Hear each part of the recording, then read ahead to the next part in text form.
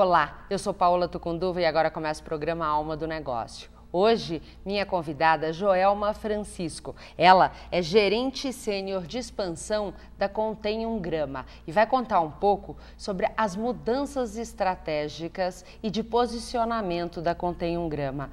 Bem-vinda, fico feliz em tê-la aqui comigo, Joelma. Obrigada pelo convite e para mim é um prazer também estar aqui com você. Bom, começando, quando a gente lê um pouco da história da Contém 1 Grama, né, Joelma, a gente vê que é uma empresa que está acostumada a mudanças, porque começou com confecção, moda, aí se despertou para o mundo dos perfumes, iniciando com venda porta a porta, até que hoje a gente vê uma Contém 1 Grama completamente diferente. Uma loja de maquiagem com um posicionamento muito maior do que simplesmente vender maquiagens. Então eu queria que você me contasse um pouco como é que participar de um ambiente com tantas mudanças. Eu posso dizer muito forte sobre isso, porque eu já estou há 18 anos na Contém, acompanho o Rogério, nosso presidente. Ele tem essa característica mesmo de ser uma pessoa audaz, né? Por outro lado, é muito gratificante para a gente, né? Porque existe uma evolução também em relação a nós como os profissionais, né? Realmente ele começou como confecção, vindo do sul, que é a natureza dele, e despertou para perfumaria. Trabalhamos com porta a porta, né? Muitos anos, e iniciamos o sistema de franquias em 2000, né? 2000. Franquias, e os dois canais conviveram ainda por alguns anos, né? Franquia e a venda direta. E chegou um momento que realmente nós somos uma empresa familiar, uma empresa pequena, e nós teríamos que fazer uma opção, tanto do canal de vendas que a gente ia optar, como o produto, né, em si.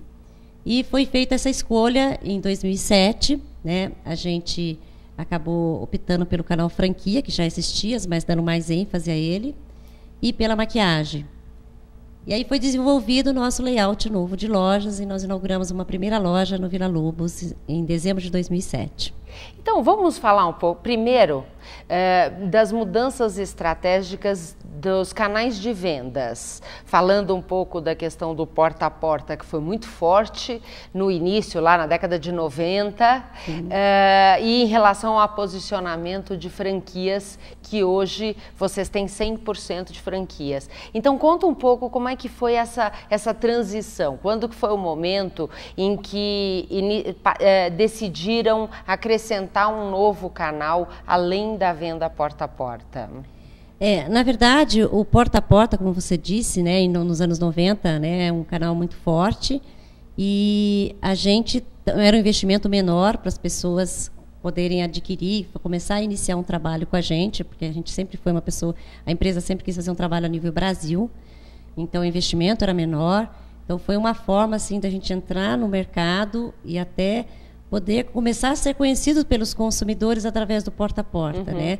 E até ter uma adesão de distribuidores, como a gente chamava, com um maior volume. Até porque eu me lembro muito nessa época de ver os mostruários de perfumes, né? Que na época a gente era chamado de contratipo, não é isso? Porque eram as essências que imitavam os perfumes franceses com preços acessíveis. E então, vamos dizer, é muito forte. A Contém realmente teve um sucesso grande naquela etapa com esse tipo de venda, não foi? Foi muito forte mesmo. A gente teve um número de distribuidores superiores ao que a gente imaginava a nível Brasil, né? De revendedores, inclusive. Porém, como a gente sabe também, né, é um canal muito promissor por um lado, porém bastante desafiante, uma vez que você trata com revendedores, né? Então vai chegando um momento que até exemplo de Natura e Avon, né, que tem aí as grandes sucesso nesse mercado, seria necessário um investimento muito grande nesse canal. Entendi. para a gente se permanecer no mercado. E eu imagino até, porque é muito mais difícil você ter controle da marca, do posicionamento que você quer através de um canal tão pulverizado. Então, realmente, eu vejo que a Natura e a Avon, elas têm uma capacidade, porque você continua tendo uma imagem Natura e Avon, apesar de terem milhares de pessoas oferecendo os produtos deles, né? Com e certeza. Eu imagino que isso para uma empresa menor deve ser um grande desafio, né? Sim, com certeza. E aí, como muitas empresas fazem, a gente quis também experimentar outros canais de venda, né? Tem empresas hoje que trabalham com 4, 5 canais de venda.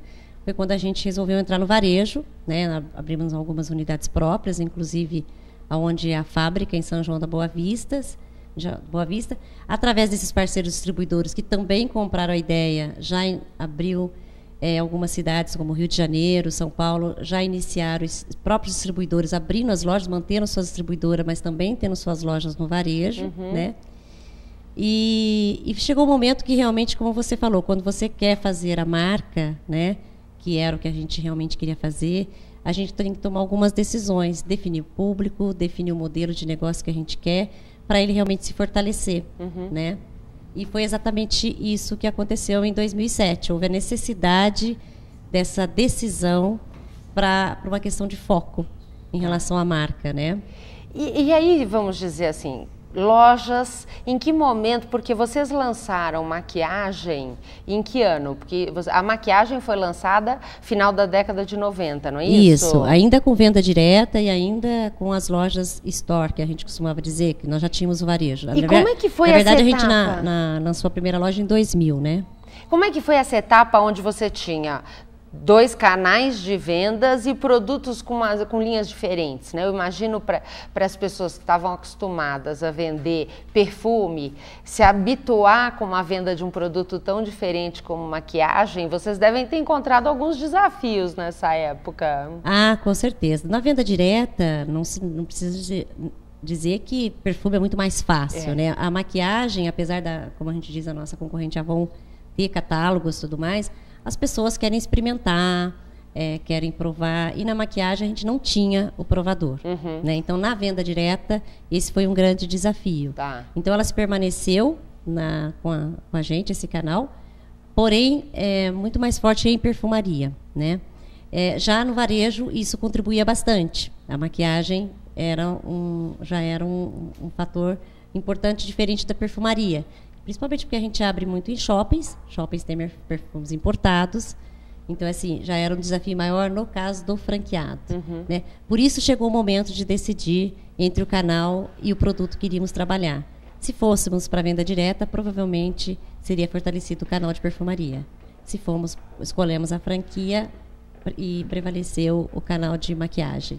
Então, pelo que eu li um pouco da história da Contém um Grama, no início da década de 2000, ainda era muito forte a presença do canal do porta a porta, né? Parece que 60% do faturamento naquela época ainda vinha do porta a porta. Então, eu queria entender um pouquinho como que a Contém um Grama foi fazendo essa fase de transição. Essa transição, né? Como eu te falei, a nossa grande vantagem é que nós usamos a própria força de vendas que a gente já tinha, que são os distribuidores. Né? A gente, como diz, permitiu eles experimentarem, tomarem gosto pela coisa, porque tudo era uma questão de adaptação. O ser humano é assim, né? Você lança uma coisa, no primeiro momento vê aquela coisa de uma forma assustadora, depois assenta um pouco mais, até comprar ideia e até desenvolver. Agora, né? Eu fico imaginando para essas, vamos dizer assim, representantes que tinham um investimento em estoque, mas no momento em que você vai montar uma loja de varejo, o nível de investimento é outro. Como é que foi a adaptação para que essas pessoas tivessem capital para abrir uma franquia? Então, é outro, mas naquela época o investimento era muito menor. Nossas lojas, o nosso investimento é muito menor referente ao que nós lançamos agora, né?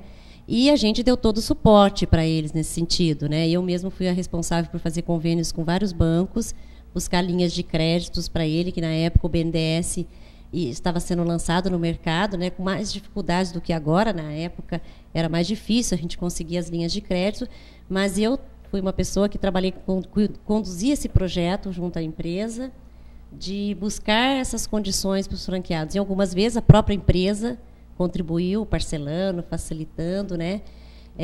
Até que, de repente, começaram a chegar os novos investidores, né, que já vinham através do nosso site, através dos nossos próprios negócios, e já vinham preparado para o investimento, né? Essa primeira etapa com os dos distribuidores, ela foi um pouco mais demorada, mas a maioria deles conseguiu, principalmente nas grandes capitais, conseguiram permanecer como nossos parceiros. Assim, só para eu ter uma ideia, hoje quantos franqueados a Contém 1 Grama tem? 75 franqueados. 75 franqueados. Mas mais ou menos quantos desses vêm da época de venda porta a porta que estão até hoje? Claro que nessa caminhada há muita mudança. Mais de 50%, menos de 50%? Não, é menos de 50%, porque no início realmente veio 80%. Depois vai haver uma reciclagem. Às vezes as pessoas não se adaptam ao canal. Né? Então, existem aí os repasses. Né? Algumas pessoas também, que estavam com a gente há muito tempo, resolveram mudar de cidade ou se aposentarem. Existe essa reciclagem em redes. Né? E aí houve alguns repasses. Né? Inclusive, alguns franqueados novos só conseguiram entrar na rede no início quando compravam os repasses, como é o Alberto, hoje nosso maior franqueado de São Paulo. Uhum. Ele, para entrar, não tinha espaço para ele. Ele precisou ir começando a adquirir dessas pessoas que, de repente, adquiriram, tiveram a oportunidade de experimentar. Alguns não se adaptaram por questão de perfil e alguns realmente não quiseram dar continuidade no negócio. A gente fez o repasse. Por essa razão, hoje, ele representa menos que 50%, com certeza. Agora, então, vamos falar um pouquinho da mudança de posicionamento. Porque você sair de um canal porta a porta, uma imagem fortíssima conhecida como venda de perfume contratipo, para construir uma imagem de uma marca de varejo com um conceito de venda de maquiagem tão diferente. Quais foram as fases que a Contém passou até chegar na construção de hoje? É engraçado você dizer isso, porque eu tenho shopping centers que eu vou fazer reunião, que eles colocam o seguinte: seria muito mais fácil você ter criado uma marca nova, né, do que esse reposicionamento, porque eu tive que fazer um trabalho muito forte com o shopping center em relação à nossa imagem, porque eles tinham uma imagem, uma ideia de negócio e houve uma transformação muito grande. Então, eu tive que fazer um trabalho muito forte em relação aos shoppings, no caso, na questão de expansão. E a nossa área de marketing, né, que vem trabalhando fortemente nisso há 5 anos já, também nesse nosso reposicionamento de marca. Porque eu fico imaginando, se para os shoppings já era um choque, imagine para todos os consumidores e consumidoras da marca, né? Mas a gente se manteve muito fiel, a gente costuma dizer, porque não sei se vocês se lembram, no início da nossa franquia, a gente atingia muito público jovem, né? 40% do nosso público era jovem. E eles cresceram junto com a gente, então a nossa marca hoje, ele continua se identificando, né? Então, a gente teve, sim, uma adesão de novos consumidores, mas o que mais nos chama atenção é que a fidelização do consumidor, ele se estendeu, saindo da perfumaria para a maquiagem, a gente continua com os clientes fiéis a Contém 1 Grama, né? E quando você ia explicar para um shopping, vamos dizer assim, vender a ideia da mudança, o que você costumava usar? Quais eram os seus argumentos? Como é que você vendia essa ideia? Esse novo conceito, para mim, eu costumava dizer, era até muito mais fácil, né? Porque era lindíssimo. Então, assim, a gente tem que... Eu sou apaixonada pelo novo conceito da loja. Então, para mim, era muito fácil mostrar para eles que eu estava trazendo um negócio diferente que ia agregar muito no mix do shopping, né? O que eu queria que eles vissem era exatamente a gente sendo algo favorável para o mix deles, principalmente pela prestação de serviço que a gente tem. E até nesse aspecto, os shoppings foram muito parceiros, continuam sendo muito parceiros com a gente, no sentido até de indicar candidatos. Porque às vezes eles querem tanto a nossa loja, eles querem, a gente fala, eu não tenho candidato para essa região.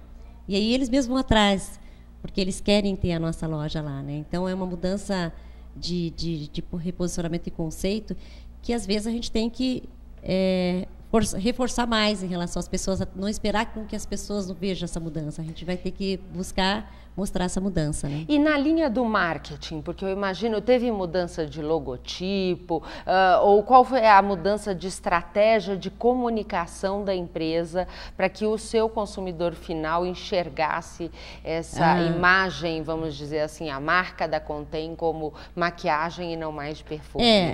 Houve uma mudança de logotipo, que é a Contém Makeup, né? Antigamente era só Contém 1G, hoje é Contém Makeup, né? Que ela foi inclusive patenteada. o próprio conceito da loja também, né? O modelo da loja que nós lançamos, com experimentações e tudo mais. Mas eles não tivemos nenhum problema. As pessoas logo se identificavam e, inclusive, falavam, nossa, essa situação, a Contém melhorou muito, né? Então, foi uma mudança positiva, né? E bem o consumidor aceita, recebeu bem. Recebeu muito bem. Muito bacana. Nós vamos fazer um rápido intervalo comercial e, na volta, eu quero que você me conte um pouco qual é o atual conceito. E também quero saber, porque você falou com tanta paixão desse novo conceito, como é que foi o envolvimento da equipe no desenvolvimento desse novo conceito? Nós vamos para o rápido intervalo comercial e já voltamos.